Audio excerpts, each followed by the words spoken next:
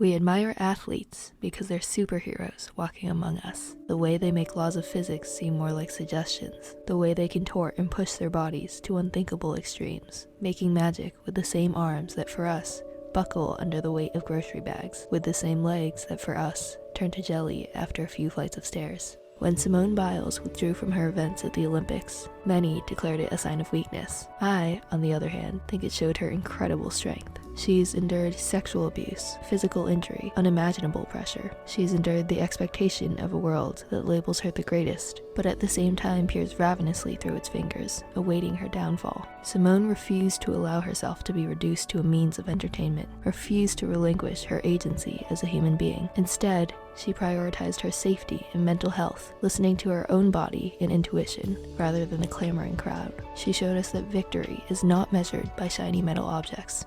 Victory is measured by humanity.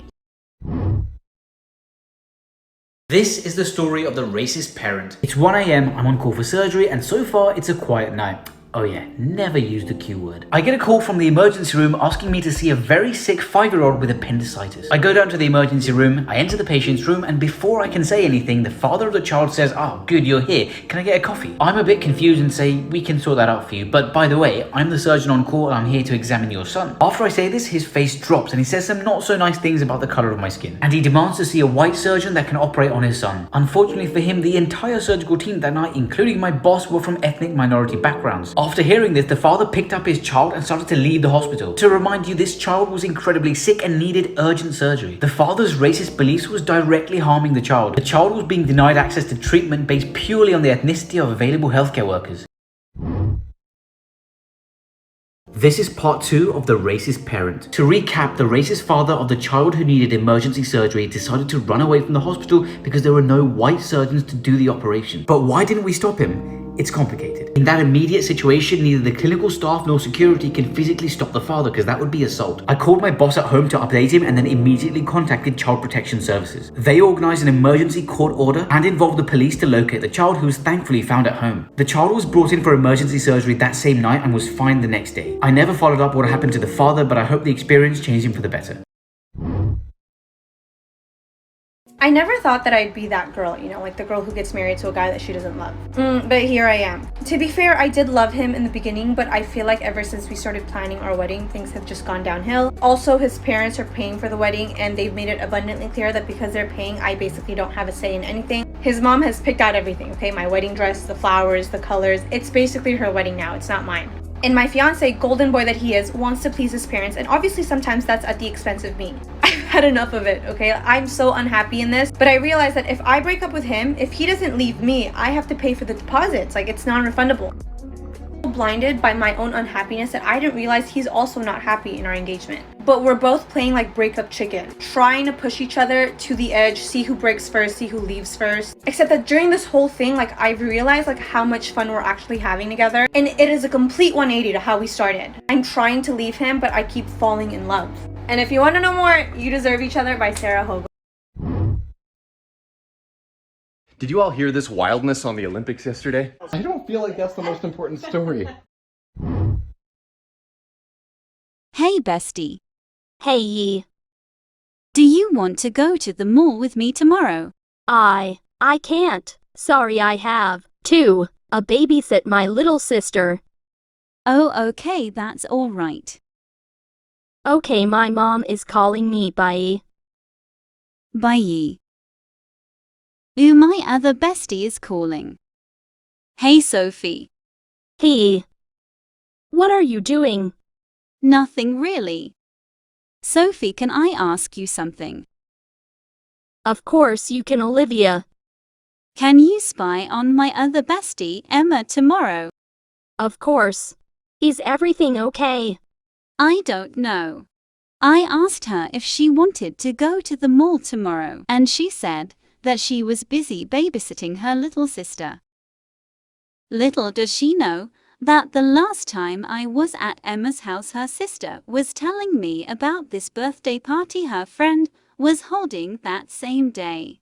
I bet Emma's lying to you. Oh, I know for sure she is. Okay, I'm going to find out what she is really up to. Thanks, bestie. Anytime. My boyfriend's FaceTiming me, gotta go. Bye. Like and follow for part 2. 2. Hey BBG. Oh hey Bubs.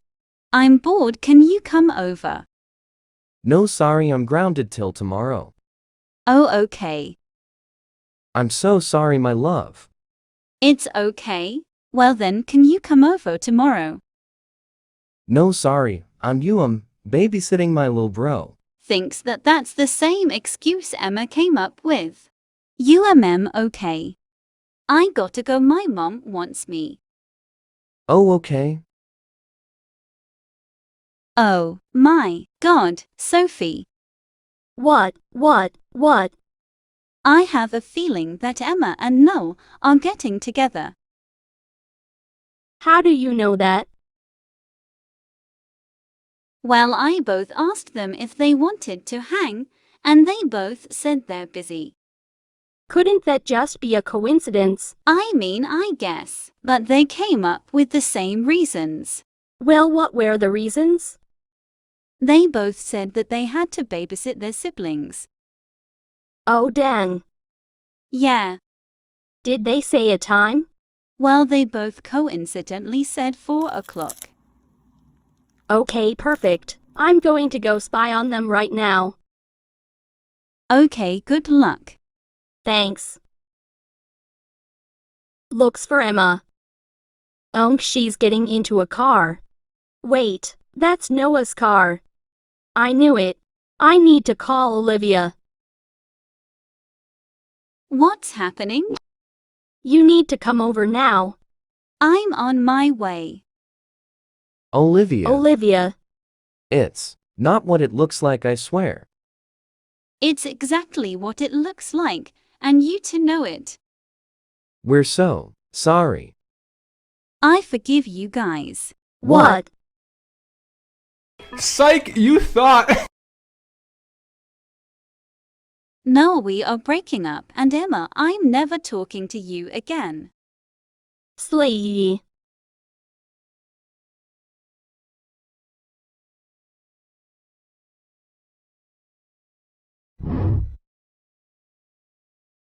So I recently applied to this job on LinkedIn as social media manager, and I got a response. They wanted to know more about my background.